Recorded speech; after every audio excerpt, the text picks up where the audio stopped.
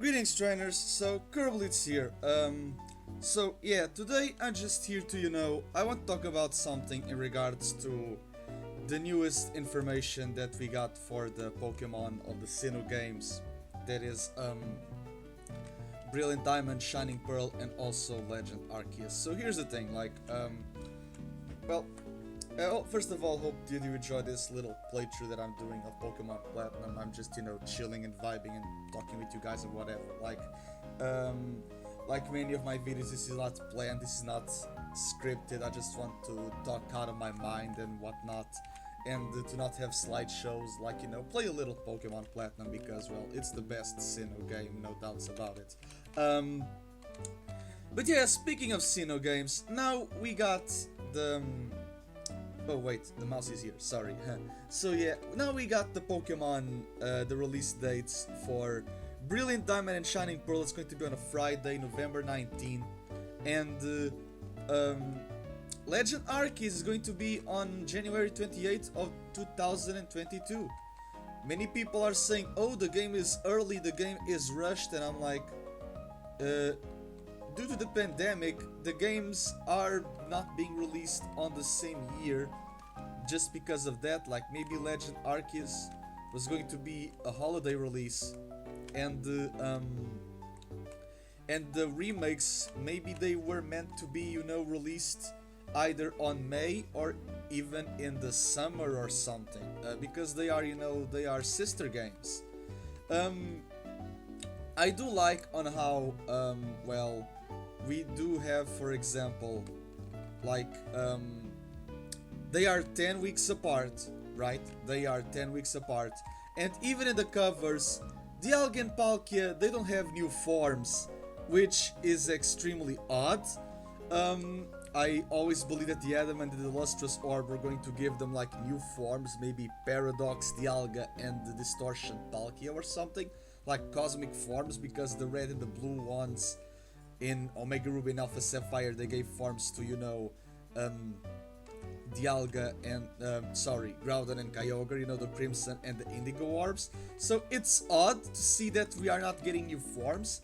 But then again, not all Pokemon need to transform, because if they are being faithful, of course, that, giving new forms, it would be weird. But, well, rip cosmic forms, I suppose. But maybe this is not, all of a lost cause, maybe.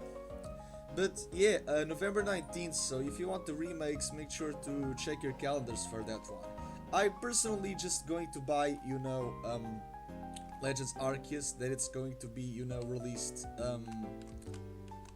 8 months! 8 months from today. This entire month I just, played New Snap, and I love the game. Although, I'll say this, it is not a $60 game. You need to wait for discounts, which luckily my stores have some discounts for old members, and maybe wait for the summer if you actually want to buy the new Snap. It's a good game, don't get me wrong, a great sequel for the original Snap, but not a game that it's worth $60, okay? And that's the thing with Brilliant Diamond and Shining Pearl. If you want to buy it, go for it, but here's the thing. Do you really want to spend $60 in a game that is basically going to be the same or having less than, the $40 game that it was Pokemon Platinum that you bought over a decade ago? Yeah, do you really, people in your 20s, do you want to spend $60 on a game just because it might have megas? Do you really want to spend that amount of money for a competitive only, for the remakes, like how Let's Go only competitive with Let's Go? Do you really want to spend $60 just to press a button and defeat kids who are half of your age with Mega Evolution?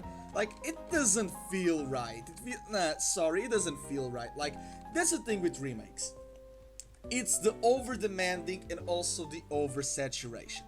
I never wanted remakes of Sinnoh. I wanted sequels, like how Gale of Darkness was for, Colosseum, and Black and White 2 were for Black and White. And I got prequels, which makes sense due to the legends and myths, but every time we time travel, it's always, to the past. I wanted, something for the future, but I'll get what I get. I'm not complaining. I will have the game that I want. I just have to wait 10 more weeks, unlike, you know, many. My money this year was already spent on new Snap and whatever. As for Legend Arceus, like, it's weird that Arceus is not in the cave, but well, Rowlet's there, so God for God, I suppose. Am I right, Ben? Anyways, I do enjoy the fact that we see, you know, Mount Coronet, and we see, you know, the spear pillar like in the top of Mount Coronet. Some people say that the image is like a Giratina and whatever, and I'm like, yeah, I get it, but it's the spear pillar before being destroyed, so I really want to see how that's going to unfold, you know? And in regards to that, well, I honestly don't have much else to say besides, you know, it's Sinnoh games. It's, you know, goddamn Sinnoh games. And well, I'm really hopeful. Like, I did another video, I'm going to leave in the description down below, and I'm like,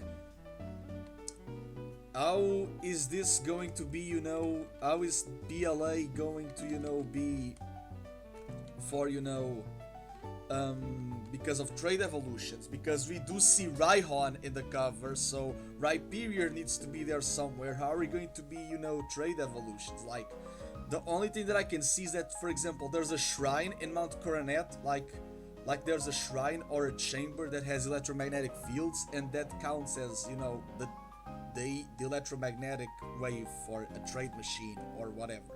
Or maybe they'll do like the emulators and they create, you know, the link cable as an L item or something. Or Pokemon that level up with evolution and items and whatever, maybe they evolve by level up, like, you know, in actual emulators, because this is a single player experience. And I'll say this, I'm not interested at all in the remakes of Diamond and Pearl, because, like, there was no need. Like, people are saying that, oh, we're going to get Pokemon Ebony Black and Ivory White, and I'm like, no, we should get the Black and White tree. And at this point, with the storylines that Masters EX and DNA, not Game Freak, DNA is giving us with N gets it more, honestly, just, you know, just give us a prequel, give us Legends Original Dragon, because Kyurem has a game with Black and White too, so yeah, give us Legends Original Dragon at this point. However, here's the thing, I'm not interested in the remakes because they don't know how to promote them. However, I am intrigued with the whole Fateful stuff, because Gen 4, right?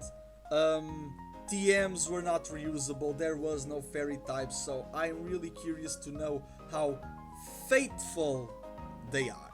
Because the thing with the word fateful, they are using this more in a lore and mythological sense, because having faith, having the belief, like, you know, putting everything that you stand for in the hands of a god. And sometimes, I don't want to be counter-religious or whatever, but sometimes, you know, your fates are put in the wrong hands.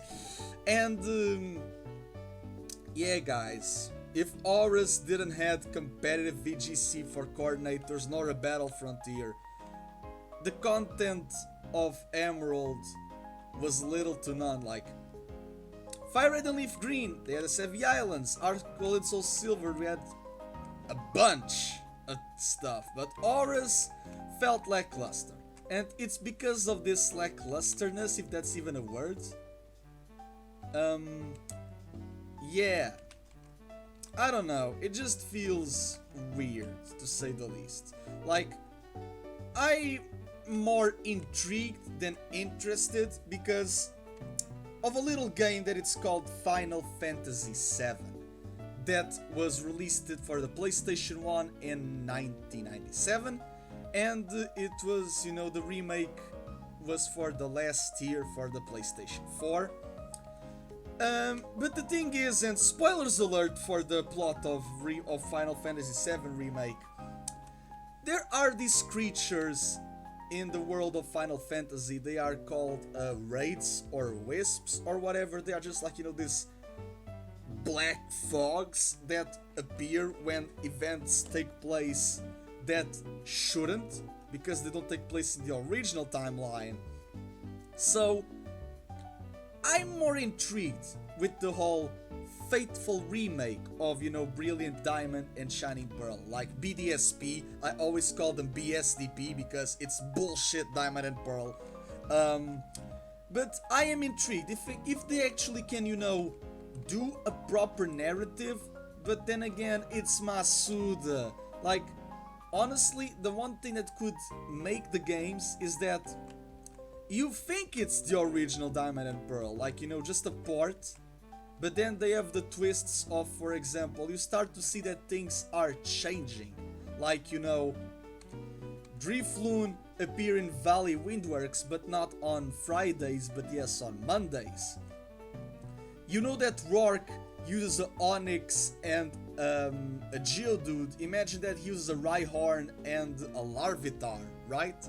So, like, you expect something and you get something different, if that makes any sense. Like, all of these surprise factors. Like, I do have this theory that, because of Journeys, we will see Volkner in the World Coronation series, and in Master ZX it's stated that Volkner is not an Elite Four member because he declined the job. That's why Aaron is an Elite Four member, because Volt declined it. So what I'm thinking about is that maybe in Brilliant Diamond and Shining Pearl we will see Volkner as the Elite Four, but after we defeat Cynthia, because it's basically he replaces Bertha after Bertha's retirement, and maybe Barry will replace Volkner as the Sunny Shore gym leader. Like, he wants to be strong like his dad, that's a tower tycoon, so becoming from rival to gym leader, like, many others in the past, it seems like the next big step. And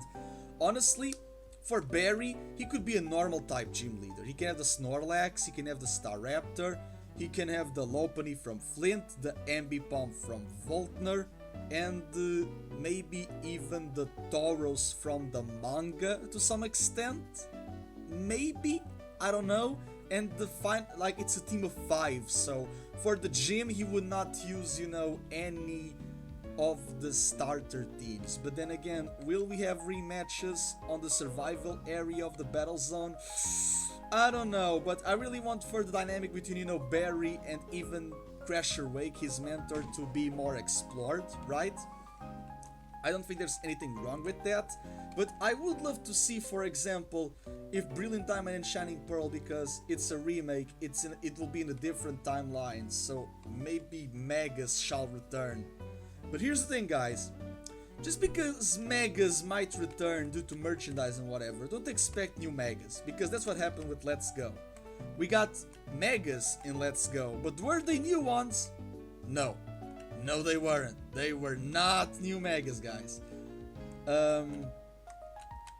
But yeah, I think that's, that's just the gist of it. Like, just because something is returning doesn't mean that it's going to, being added. I mean, look at Alola. We got Megas, but we didn't got new Megas for Sun and Moon or even the Ultra games.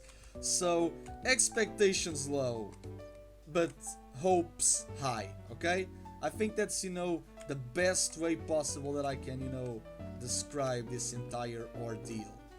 But I actually wanted a Final Fantasy approach. Like, you start to play the game, and that would be the ultimate plot twist.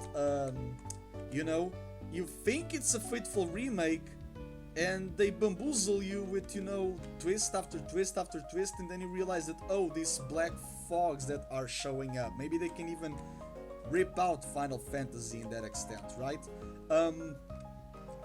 Yeah, like, I honestly would be down for that. Maybe Cyrus from the Platinum timeline or something, Maybe he's doing some things behind the shadows and making sure that every timeline, that for every version of himself to succeed in their timelines, and maybe entered in contact with the Cyrus that later on joined Rainbow Rocket. We don't know. It is a possibility. That's the thing about Pokemon. Like, it's a whole world of possibilities. So, yeah, I would love it. I actually would love if, they actually took the effort of trying to fool us around. But it's Masuda, so yeah, it's Masuda. Yeah, that gramming bastard. Anyways, but yeah, guys, like I'm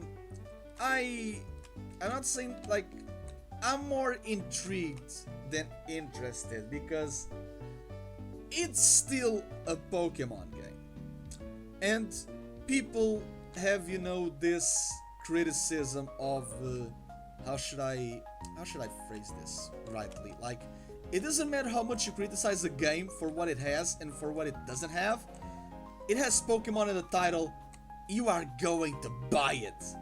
You are going because people are sellouts. Like, why did Auras happen? Because people demanded for Owen remake. You killed Pokemon Z. The fandom killed Pokemon Z. Okay, so and now just me here like trying to talking to you guys. I'm not even focused on solving the puzzle. I'm sorry. But yeah, I guess that's I guess that's the interesting part, if anything. Like, but yeah, like, I love Pokemon, but I don't see the reason for to actually buy the games that are the remakes for Diamond and Pearl. I'm sorry, I just don't I don't see the reason for it. And if I don't see a reason for it, why would I spend $60 in something that might have less from something that I spent $40 ago, like a decade and a half? Like, nah. It just does, like, the numbers don't add up at all. They simply don't add up at all, guys. But yeah, like, there are a ton of stuff that they could, actually do.